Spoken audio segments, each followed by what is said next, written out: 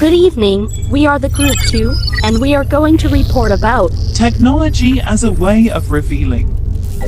lesson objectives. At the end of this lesson, the students should be able to explain the concept of human condition before science technology, identify the change that happened in human condition after science and technology, and name ways on how technology aided in revealing the truth about human being.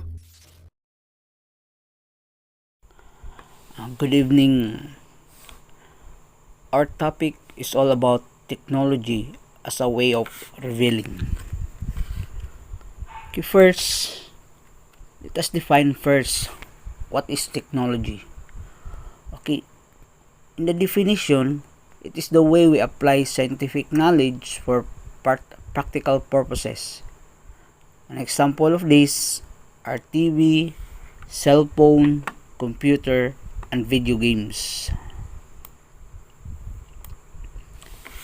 And according to Martin Heidegger, technology is therefore no more means. Technology is a way of revealing. If we give heed to this, then another whole realm for the essence of technology will open itself up to us. So it is the realm of revealing of truth. Technology as a way of revealing also, to be able to appreciate the fruits of science and technology. They must be examined not only for their function but also for their greater impact on the humanity as a whole. Comparing the lives of the people before and now will make anyone realize the changes that happen in society, not just in terms of culture, language, or rights, but more importantly, changes in people's way of life due to the existence of science and technology. The term generation gap is attributed mainly to the changes brought about by technology. Even before, people are already fascinated with science and technology. People who live in the past and people who are living in the present all have different views of what it means to flourish, primarily due to the kind of environment and the period one is in. Changes were brought about by the interplay of different factors, but essentially it was brought about by science and technology. The human condition before Common Era. Our early ancestors' primal need to survive paved way for invention of several developments. Let us know first who are the Homo erectus. Homo erectus meaning an upright man, and who lived 1.8 million to 140 years ago. Then, best known specimen of Homo erectus is this specimen from Kenya, nicknamed Turkana boy, also called Homo ergaster. And Homo erectus was the size of modern humans but built a little differently around the shoulder. And his skull, the brain size between 650 and 1250 cubic centimeter, and he has a low sloping brain case and has pronounced brow ridges. Homo erectus have been using fire to cook through chipping one flint over the other to produce a spark. all while without realizing the laws of frictions and heat. This is Africa, 800,000 years ago. This is the species, today called Homo erectus, upright walking man. Standing at around 6 feet, their bodies are similar in shape to our own, and their brains are about 2/3 the size of ours. Homo erectus are on the verge of becoming human. And one of the main reasons for this is diet. Because for the first time in our evolution, we have access to the concentrated protein of meat. It's believed that our bodies have also been going through some radical changes. For the first time in our evolution, body hair is disappearing. Partly because Homo erectus skin has developed complex sweat glands.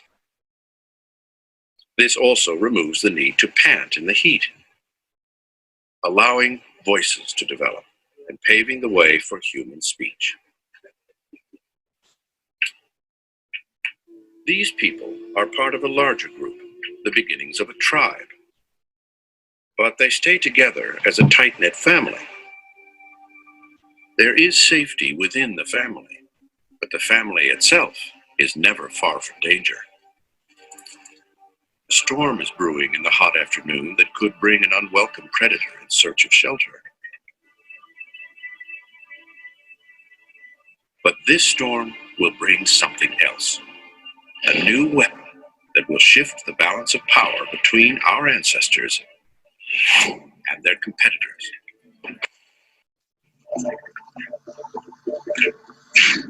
Every animal on Earth that ever encountered fire has run away from it. Until now.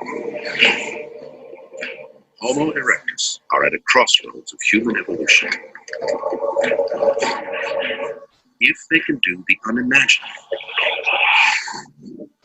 conquer their instinctive fear, they will harness a new power. They just need the nerve to reach into the blaze.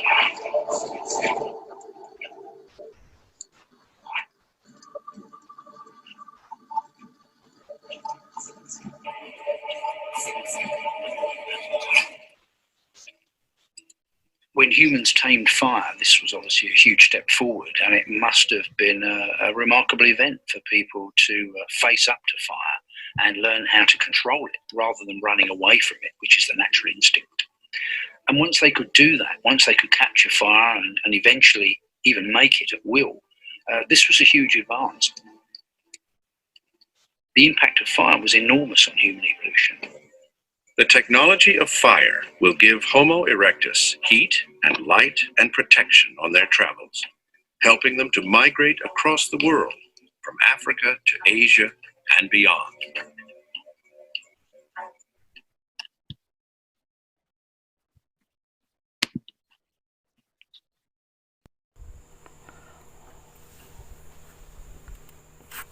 Homo sapien. In Latin, Homo sapien is a wise or knowing person. Sapiens means wisdom, the ability to discern or judge what is true, right, or lasting. Who are the Homo sapiens?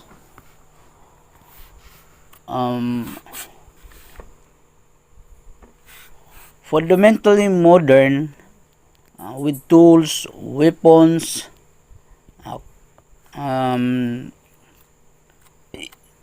they had clothing, they can create fire, they have simple houses or caves, and then they are heavy or strong, their broad-featured face, they have large nasal cavities. Homo sapiens,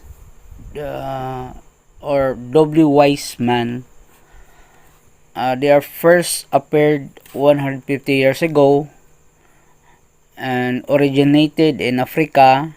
They have high rounded skulls, large brains, small teeth, and slender bones, and the ability to create better tools, shelter and clothing, left, left painting on the walls of caves.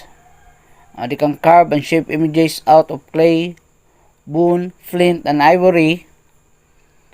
Also, can create music instruments. They painted animals, mythical creatures, and used their handprints to sign their work. Homo sapiens. Tools from the stone and flints mark the era of the Stone Age. A human began to sharpen stones as one would a knife. An example of this is a simple machine called wedge. Soon enough, people discovered minerals and began forging metalwork. Fur clothing and animal skin are primarily used for comfort against harsh winds. Our ancestors are able to draw the connections between their being naked and vulnerable due to some lack of fur or protective covering, which would otherwise allow them to withstand extreme weather conditions. Excavation on the latter half of the Stone Age includes several figures thought to be ceremonial, meaning that perhaps some people of the time had also painstakingly wrought and used said figures of honor of some deity. Good evening, everyone. I am Jamaica Aventejado, and tonight I'm going to report about the human condition in the Common Era. So the earliest case of man-made extinction occurred over 12,000 years ago. This is possibly brought upon by hunting and territorial disputes. So we have two extinctions, the Holocene extinction and the Anthropocene extinction. When we say the Holocene extinction, it is also called the sixth extinction. This extinction rate appears significantly greater than that of the dinosaurs, which we call the catastrophic extinctions. While the Anthropocene extinction occurs from as early as between 100,000 to 200,000 years up to present. And the growing population also necessitates finding additional resources, leading to overhunting and overfishing common prey, some of which were endemic to the area. Formation of communities caused humans to expand more in territory and more people to feed, where large, separate communities hailing from the ancestors and residing in the same large community paved way for civilizations. People then had new objective. It is to gather as much product as possible. They have turned to wealth as one of their goals as human and ultimately as civilizations, for they perceive that those who have many live comfortably and thus are generally happier than those who do not have sufficient wealth. Humanity became also more complex, and the primary goal was not merely to survive but to live a good life. It is where technology has been very instrumental in all of these, because in searching for good life, people were able to come up with creations that would make life easier, more comfortable, and more enriching. And due to different races, belief, and abundance of resources and or territory, wars were always being waged, leading communities to allocate resources to the militia. In this period, physical strength was also valued at most, although there appeared to be as many intellectually gifted figures just as the same. So some of the notable comparisons then and now are mortality rate, average lifespan, literacy rate, and gross domestic product or GDP. Now let's proceed to human civilizations and the development of science and technology. Human persons as both the bearer and beneficiary of science and technology. So human also flourishes and finds meaning in the world that he or she builds. In this period, human may unconsciously acquire, consume, or destroy what the world has also to offer. Now, let's go to science and technology. But what is science and technology? Science encompasses the systematic study of the structure and behavior of the physical and natural world through observation and experiment, while technology is the application of scientific knowledge for practical purposes. These two must be treated as part of human life that needs reflective and meditative thinking. They must also be examined for their greater impact in humanity as a whole. But what is reflective and meditative thinking? So, reflective thinking means taking the bigger picture and understanding all of its consequences. It doesn't mean that you're just going to simply write down your future plans or what you've done in the past. It means truly trying to understand what you did, and why that's important. While meditative thinking is a kind of thinking that thinks the truth of being that belongs to being and listens to it. It also means to notice, to observe, to ponder, to awaken an awareness of what is actually taking place around us and in us. And that is all about human condition in the common era, human civilization and the development of science and technology, and what is science and technology. Again, good evening. Hello, I am Terry Baronio. So I'm going to discuss the technology as a mode of reveling. Martin Heidegger. Martin Heidegger is a German philosopher and a seminal thinker in the continental tradition of philosophy. He is widely acknowledged to be one of the most original and important philosophers of the 20th century. Heidegger's view on technology. He strongly opposes the view that technology is a means to an end, or a human activity. These two approaches, which he calls respectively the instrumental and anthropological definitions, are indeed correct, but do not go deep enough. As he says, they are not yet true. Heidegger points out technological objects are means for ends and are built and operated by human beings. But the essence of technology is something else entirely. Since the essence of a tree is not itself a tree, he points out, so the essence of technology is not anything technological. What, then, is technology? It is neither a means to an end nor a human activity. Technology, according to Heidegger, must be understood as a way of revealing. Revealing is his translation of the Greek word alethnuin, which means to discover, to uncover what was covered over. Related to this verb is the independent noun aletheia, which is usually translated as truth, though Heidegger insists that a more adequate translation will be unconcealment. What is reality? According to Heidegger, it is not given the same way in all times and all cultures, not something absolute that human beings can ever know once and for all. Is relative in the most literal sense of the word. It exists only in relations. It is inaccessible for human beings. As soon as we perceive or try to understand it, it is not in itself anymore, but reality for us. How can technology be a way of revealing? There are two questions here. First, what does this have to do with technology? And second, what does Heidegger mean when he says that technology is a way of revealing? Everything we perceive or think of or interact with emerge out of concealment into unconcealment. By entering into particular relation with reality, reality is revealed in a specific way.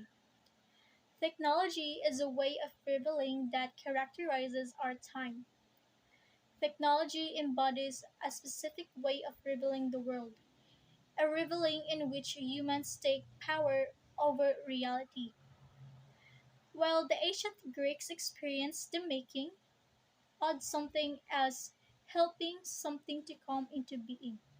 As Heidegger explains, the modern technology is rather a forcing into being. Technology reveals the world as raw material, available for production and manipulation. Why is technology not a human activity? According to Heidegger, there is something wrong with the modern technological culture we live in today. In our age of technology, reality can only be presented as a raw material, as a standing reserve. This state of affairs has not been brought about by humans. The technological way of revealing was not chosen by humans. Rather, our understanding of the world, our understanding of being, of what it means to be, develops through the ages. In our time, being has the character of a technological framework from which humans approach the world in a controlling and dominating way. Every attempt to climb out of technology throws us back in.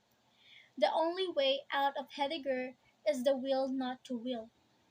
We need to open up the possibility of relying on technologies while not becoming enslaved to them and seeing them as manifestations of an understanding of being. Thank you. Good evening, ladies and gentlemen. Good evening, ma'am. I am Jamaica Cheryl Boisolio, 19 years of age, currently living at Lamang Ubay, Bohol, Philippines. And today I will be a Group 2 reporter and I will be discussing the essence of technology, backtracking of human condition, and the summarization of our topic. Modern humans are reliant on technology in their search for the good life. People see ways and means from nature to utilize and achieve growth, a goal that we believe would bring forth betterment. As what I have observed, technology affects almost every aspect of 21st century life, from transport efficiency and safety to access to food and healthcare, socialization and productivity. The power of internet has enabled global communities to form and ideas and resources to be shared more easily. A German philosopher of the 20th century, Martin Heidegger, who is best known for contribution to phenomenology, hermeneutics, and existentialism, argued that technology, essence or purpose, and being are different from each other.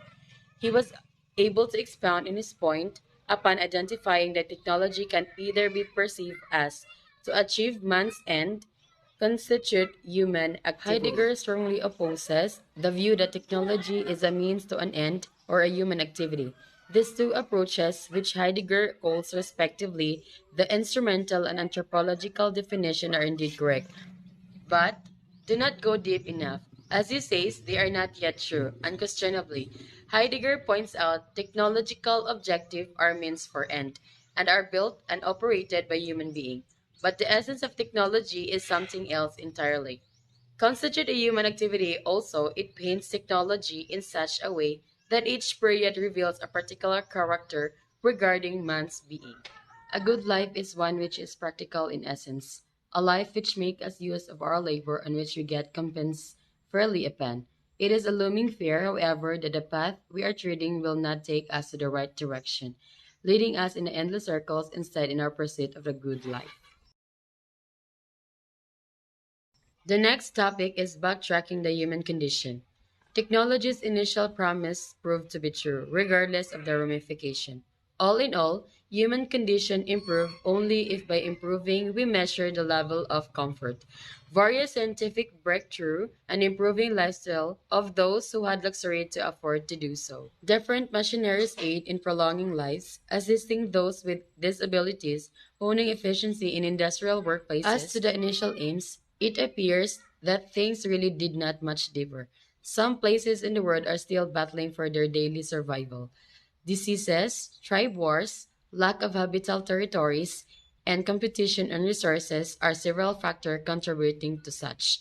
People still wage wars on the basis of races, belief, and abundance of resources on our territory, except that now they are able to inflict such in global scale. A lot of people still subscribe to religion in explaining things that they don't know. For those who have ceased to do so, they have turned their worships to reverence of science.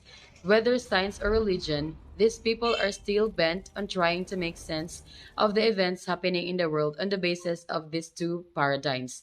They are still trying to rediscover things that would give meaning in their lives, whether it be honor, strength, or merit. People are still trying to make sense of their existence in the world, and technology does little aid them in the pursuit of life's meaning. While it is true that technology offered us one compelling notion of the truth and the good, such as Aristotle's conceptions of human flourishing, his notion entertains the idea of holistic enrichment of a person situated in his society. His notion entertains the idea of holistic enrichment of a person situated in his society. A notable distinction an Aristotle idea in his subscription on evaluated concept called virtues and their role in achieving the good life. As a student, I can definitely say that in engaging technology, it has advantages and disadvantages. Technology, which brings together tools to promote development, use, and information exchange, has its main objective of making tasks easier and the solving of many problems of mankind. The development of new technologies help to save lives, it improves the work and make the world better, while the disadvantages, social isolation and loneliness, job loss, negative impact on students, procrastination, time discourse, crime and terrorism, and many more. In addition, we need to have self-discipline and limitation in engaging or using technologies that are very well developed in this generation. This is the summarization of our report. Science and technology has been part of human activity since the beginning of our species. It has aided us in survival and helped us outsmart our adversaries, provided us comfortable living, allowed us to explore the world, and assisted us in discovering more about ourselves and the truth. However, it also led us to paradox in which we are able to see the world in the lenses of technological innovation. In our pursuit of growth, we had conveniently forgotten that technology only presents one approach in viewing the world. This forgetfulness led us to evaluate objects as consumable or not, transcending to other human beings, determining their capacity to be productive. Our valuation of things become one-dimensional, geared toward production of goods for more consumption, which we believe would lead us to be good life. This is one only conception of technology. As Heidegger also proposed that technology is what humans do, advancement in the field expose us to previously unknown predicaments, effectively helping us to reveal our own nature and enforcing one perspective in finding the truth. Now that it's acknowledged, we can try and divert our search to other approaches. And for now, that's all. Thank you for listening, and I hope you learned something. God bless.